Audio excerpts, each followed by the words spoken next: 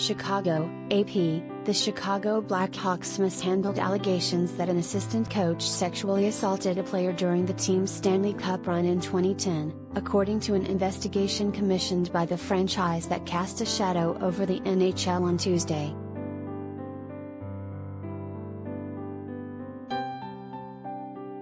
Stan Bowman, Chicago's general manager and president of hockey operations, resigned in the wake of the findings by an outside law firm, and the NHL fined the team $2 million for the organization's inadequate internal procedures and insufficient and untimely response. Al McIsaac, one of the team's top hockey executives, also is out.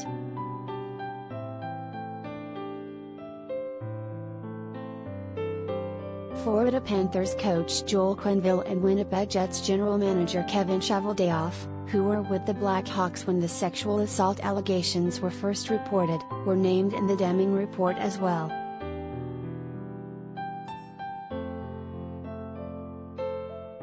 The Panthers declined to comment, citing NHL Commissioner Gary Bettman's plans to meet with Quenneville. There was no immediate word from the Jets on Cheveldayoff's status.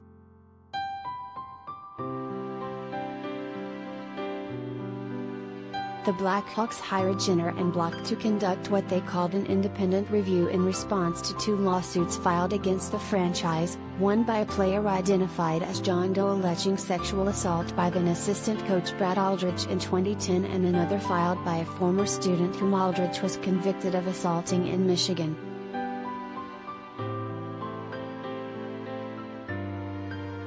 The report, which team CEO Danny Wirtz called both disturbing and difficult to read, was released by the franchise. Former federal prosecutor Reed Scher, who led the investigation, said the firm found no evidence that Wirtz or his father, Rocky, who owns the team, were aware of the allegations before the former player's lawsuit was brought to their attention ahead of its filing.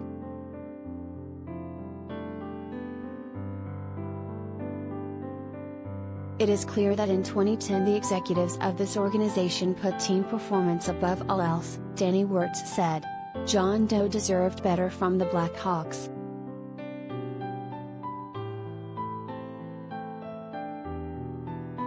In a statement released through his attorney, Susan Loggins, John Doe said he was grateful for the accountability shown by the Blackhawks.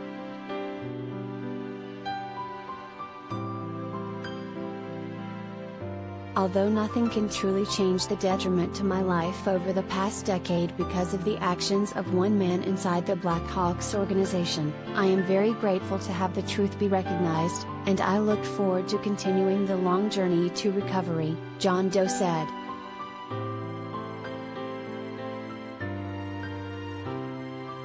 Danny Wirtz said he has instructed the organization's lawyers to try to reach a fair resolution consistent with the totality of the circumstances. But Loggins said there hadn't been any settlement talks.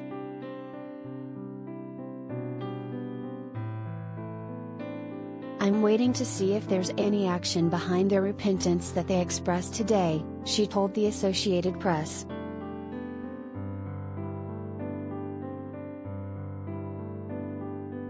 Bowman, the son of Hall of Fame coach Scotty Bowman, said he was stepping aside because he didn't want to be a distraction for the team.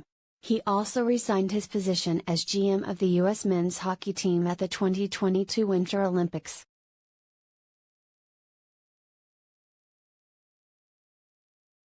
"11 years ago, while serving in my first year as general manager, I was made aware of potential inappropriate behavior by a then video coach involving a player," he said in a statement released by the Blackhawks.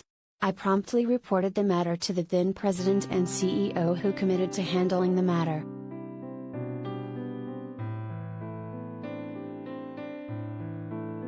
I learned this year that the inappropriate behavior involved a serious allegation of sexual assault. I relied on the direction of my superior that he would take appropriate action. Looking back, now knowing he did not handle the matter promptly, I regret assuming he would do so."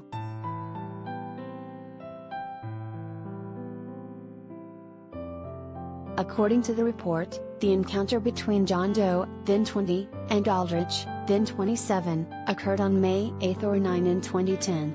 Doe told investigators the encounter was not consensual, and Aldrich said it was.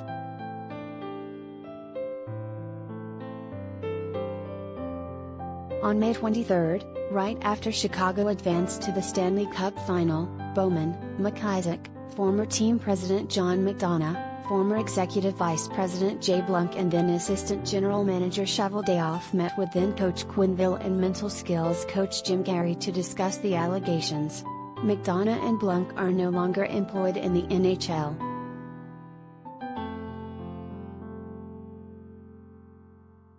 Share said accounts of the meeting vary significantly.